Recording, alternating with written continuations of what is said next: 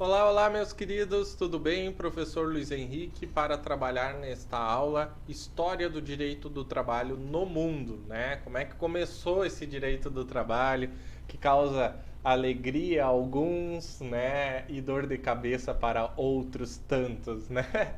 Mas vamos lá, pessoal. Antes de começar o vídeo, né, dois recadinhos. Primeiro, gostaria que todos se inscrevessem no canal, dessem um like no vídeo e ativassem o sininho para receber novidades.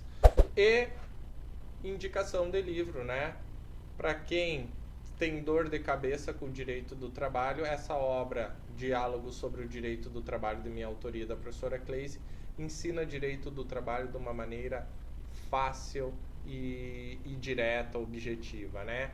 Eu e a professora Cleise, nós simulamos um diálogo, o aluno perguntando e nós respondendo. Por exemplo, professor, como é que começou a história do direito do trabalho no mundo? E daí eu e a professora Cleise nós respondemos. Meu querido, a história do direito do trabalho pode ser dividida em três períodos. O primeiro é o pré-industrial, o segundo, a Revolução Industrial e o terceiro, o constitucionalismo social. Então vamos em partes, como diria o Jack, né? Vamos para o período pré-industrial, porque o período pré-industrial ele vai ter subdivisões. Quais são essas subdivisões, então, professor? Nós temos a escravidão, a servidão e as corporações de ofício. Escravidão, que é o próximo slide, barbada, né? Todo mundo sabe. O escravo, ele não era uma pessoa, ele era tratado como objeto e não tinha direito a nada. Não tinha qualquer regra para contratação, não possuía autonomia de vontade e nem mesmo era tratado como ser humano. Um dos piores momentos que o pior momento que nós tivemos do direito do trabalho. Já a servidão, pessoal, aqui entra a questão do senhor feudal, que tu vê muito nos filmes antigos, ao qual aqui, pessoal, se aproxima da escravidão, mas a diferença é que o servo ele ganhava proteção. Ele trabalhava para conseguir ficar dentro do feudo, né? Então, era muito perigoso os arredores dos feudos, então eu me sujeitava a qualquer trabalho, mas em troca eu tinha a proteção, né? Eu já era considerado como pessoa, a servidão já considerava o trabalhador como pessoa, né? Mas ainda não tínhamos nada que evidenciava o surgimento do direito do trabalho em si, né? As corporações de ofícios já começou a ter hierarquias e possibilidades de ascensão, né? Então, pessoal, aqui novamente nós temos o trabalhador como pessoa e daí nós tínhamos os mestres que poderiam ser promovidos a companheiros e depois promovidos a aprendizes. Então, período pré-industrial, essas são as regras, tá? Gente, só um pouquinho aqui. Opa, vamos voltar aqui. Então, agora quero só destacar um ponto aqui com vocês que eu quero abrir aqui no um outro slide, tá? Que eu quero abrir aqui em um outro slide com vocês.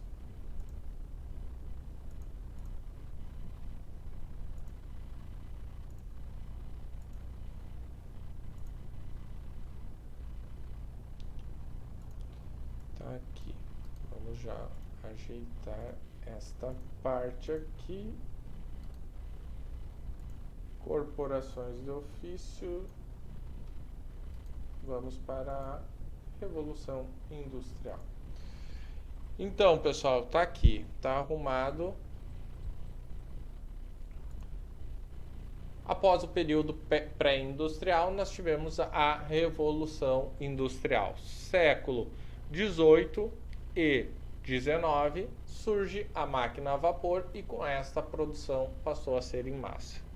E daí a indústria começou a perceber que não precisava mais tanto da mão de obra e passou a criar, como se diz, situações próximas à escravidão.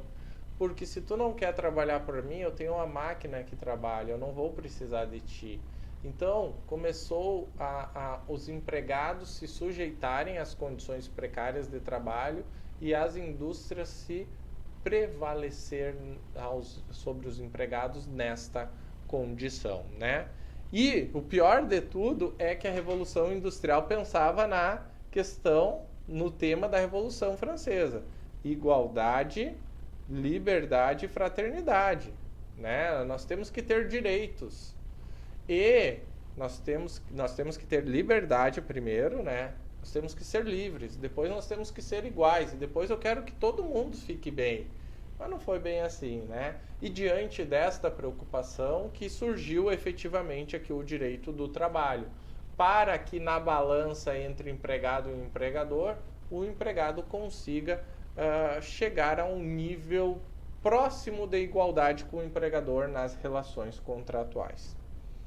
Depois nós tivemos o constitucionalismo social, que o direito do trabalho começou a ser inserido dentro de constituições de países. A gente vai destacar aqui algumas, né? A primeira, a mexicana, 1917, tá? Direitos sociais de cunho trabalhista foi a primeira. Depois, a alemã de Weimar, gente, eu estudei isso lá no mestrado, a tradução agora não lembro, foi a segunda. O Tratado de Versalhes, muito importante, afirmou que o trabalho não deveria ser considerado mercado e criou a OIT, né, a Organização Internacional do Trabalho.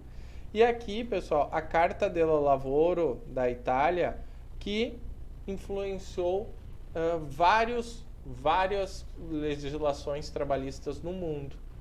Detalhe, por isso que eu destaquei aqui, inclusive a brasileira, tá bom, meus queridos? Então, encerramos por aqui. Desculpa ali a questão do slide, faz parte, né? Vamos lá. Espero que tenham gostado, espero que tenham entendido. Não se esqueçam, deem um like no vídeo aí, comentem, que isso vai ajudar muito o professor. Forte abraço e bons estudos.